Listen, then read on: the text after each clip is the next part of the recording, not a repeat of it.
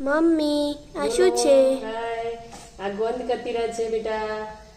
તો આપણે એના ઉપયોગ વિશે જાણીશું આજે. તો આ ગોંદ કતીરા ઓનલાઈન પણ મળે છે, મેં ઓનલાઈન મંગાવ્યું છે, અથવા તો કોઈ પણ ગાંધીનગરની દુકાન હોય ત્યાંથી આપણને મળી જાય છે.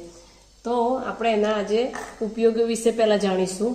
તો એના ઉપયોગો એટલા બધા સરસ છે કે તમને પેટમાં દુખાવો રહેતો હોય, બહેનોને માસિક વખતે, અથવા કબજિયાત રહેતી હોય, અથવા તો વારંવાર ભૂખ લાગતી હોય, તો આનો ઉપયોગ કરવાથી તમને એટલું સરસ રહેશે. વજન વધી ગયું હોય તમારું તો એનાથી વજન પણ કંટ્રોલમાં રહેશે, કારણ કે આને લેવાથી તમને લાંબા સમય સુધી ભૂખ લાગશે નહીં.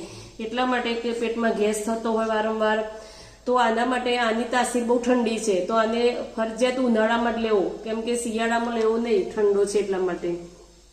તો આ તમારા શરીર માટે એટલા બધા બેસ્ટ બેનિફિટ આપશે કે તમને વારંવાર ભૂખ પણ નહીં લાગે અને પેટ ભરેલું જ લાગશે. તો આને લીધા પછી તમારે વારંવાર પાણી પીવાનું રહેશે, કારણ કે આ અંદર પેટમાં વતડામાં શોષાતો હોય છે એટલા માટે.